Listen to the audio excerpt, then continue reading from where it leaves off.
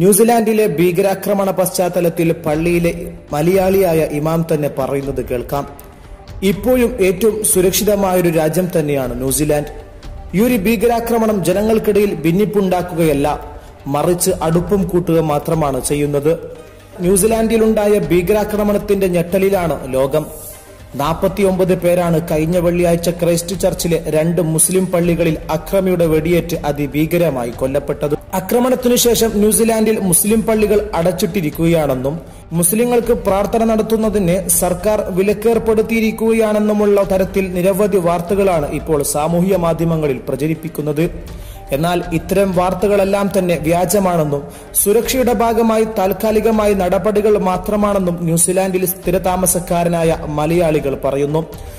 ന്യൂസിലാൻഡിലെ വില്ലിംഗ്ടണിൽ തവ Islamic സെന്ററിലെ ഇമാമായ സുബൈർ സഖാഫി തന്നെ പറയുകയാണ്, അപ്രതീക്ഷിതമായുണ്ടായ അക്രമത്തിൽ ജനങ്ങൾ ഭീതിയിലാണ്.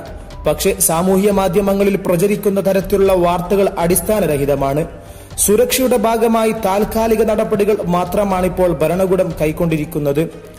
സർക്കാരിൽ നിന്നും മറ്റു ബന്ധപ്പെട്ട ഉദ്യോഗസ്ഥരിൽ നിന്നും പൂർണ്ണ പിന്തുണയാണ് ഞങ്ങൾക്ക് ലഭിക്കുന്നത്.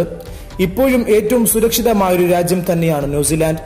ഈ ഒരു ഭീകരാക്രമണം ജനങ്ങൾക്കിടയിൽ ഭിന്നിപ്പുണ്ടാക്കുകയല്ല, മറിച്ച് അടുപ്പം കൂട്ടുക മാത്രമാണ് ചെയ്തത്.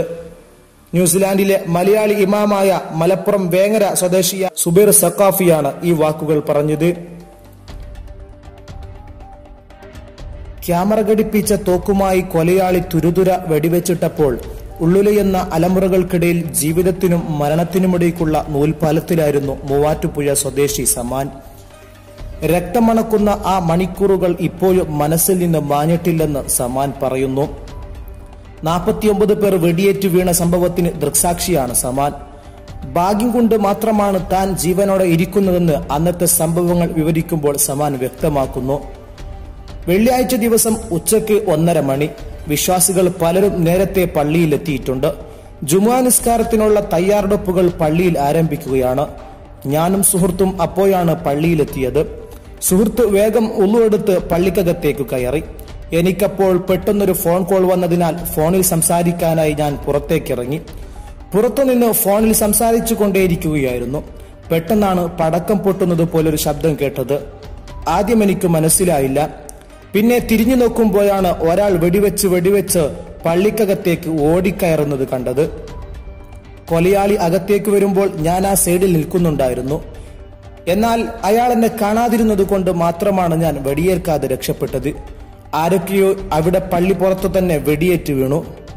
പലരും പിടഞ്ഞു വീണു മരിച്ചു. പള്ളിക്കകത്തു നിന്നും തുരുതുരാ വെടിയൊച്ചകൾ കേട്ടു. ഇതോടെ ഭയന്നു വിറച്ച ഞാനും അവിടെ നിന്നില്ല, ഓടി ഒളിച്ചു. പള്ളിക്കകത്തു നിന്ന് കൊലയാളി വെളിയിലേക്ക് വന്നും വെടിവയ്ക്കുന്ന ശബ്ദം കേട്ടുകൊണ്ടിരുന്നു. എന്റെ സുഹൃത്തിന് എന്തു സംഭവിച്ചെന്നറിയാൻ എനിക്ക് ആകാംക്ഷയായി. അവനും പുറത്തു കടന്നു മതിൽ ചാടി രക്ഷപ്പെട്ടുവെന്നാണ് സമാൻ പറഞ്ഞത്. വെടിവെപ്പിന് ശേഷം 9 ഇന്ത്യൻ വംശജരെ കാണാതായതായി എന്നതാണ് റിപ്പോർട്ട്. ന്യൂസിലാൻഡിലെ ഇന്ത്യൻ സ്ഥാനപതി സജിം കോഹ്ലിയാണ് ഇക്കാര്യം അറിയിച്ചത്. സംഭവത്തിന്റെ വ്യക്തമായ വിവരങ്ങൾ ലഭിക്കാത്തതിനാൽ വിവരങ്ങൾ പുറത്തുവിടാനാവില്ലെന്നും അദ്ദേഹം ട്വീറ്റ് ചെയ്തു. ആക്രമണത്തിൽ 2 ഇന്ത്യക്കാർ കൊല്ലപ്പെട്ടിട്ടുണ്ട്.